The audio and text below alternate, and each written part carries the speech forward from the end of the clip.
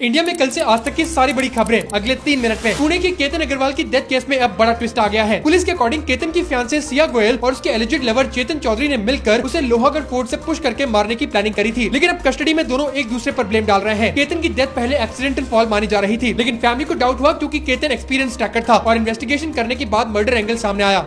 राघव चड्ढा ने भगवंत मान के खिलाफ इन्वेस्टिगेशन की मांग करी है। राघव चड्ढा ने भगवंत मान पर आरोप लगाया है कि उनकी पार्टी आम आदमी पार्टी ने उनका नाम क्लीन करने के लिए फेक फॉरेंसिक रिपोर्ट फैब्रिकेट करवाई। उनका क्लेम है कि जो वायरल वीडियो सर्कुलेट हो रही थी, जिसमें एलिजिडली भगवंत मान सिख गुरुज की फोटोज पर अल्कोहल डालते दिख रहे हैं, उसे फेक बोलने के लिए एक फैब्रिकेटेड लैब रिपोर्ट बनाई गई।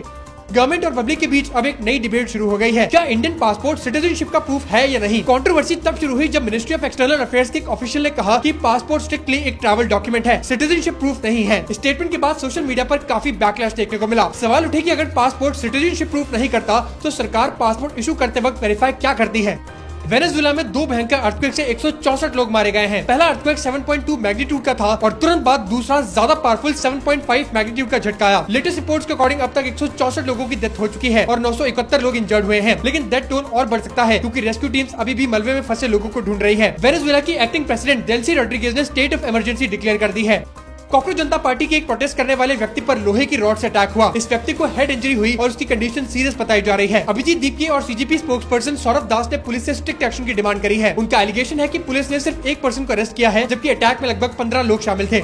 इंडस्ट्रीज को एलपीजी सप्लाई अब दोबारा नॉर्मल मिलनी शुरू हो रही है। ये इंडस्ट्रियल और कमर्शियल यूजर्स के लिए एक बड़ा रिलीफ है। सिचुएशन इंप्रूव होने के बाद सरकार ने इंडस्ट्रियल और कमर्शियल एलपीजी पर लगी रिस्ट्रिक्शंस हटा दी हैं। इसका मतलब है कि अब फैक्ट्रीज और बिजनेसेस को एलपीजी सप्लाई फिर से नॉर्मल लेवल पर मिलनी शुरू हो रही है। बल्क एलपीजी यूजर्स के लिए भी रिस्ट्रिक्शंस ईज की गई हैं। इंडिया ने अब बांग्लादेश के सिटीजन्स के लिए टूरिस्ट वीजा एप्लीकेशंस दोबारा स्टार्ट करने का डिसीजन लिया है। दिनेश द्विवेदी ने ढाका के जमुना फ्यूचर पार्क में अनाउंस किया कि 28 जून 2026 से टूरिस्ट वीजा एप्लीकेशंस फिर से एक्सेप्ट की जाएंगी। इंडियन हाई कमिश्नर ने कहा कि स्टेप से India Bangladesh people to people ties और स्ट्रॉन्ग होंगी, मतलब टूरिज्म, फैमिली विजिट्स और कल्चरल एक्सचेंजेस दोबारा बूस्ट हो सकते हैं। रिस्ट्रिक्शंस के बावजूद इंडिया हर दिन 1500 प्लस वीजा इशू कर रहा था।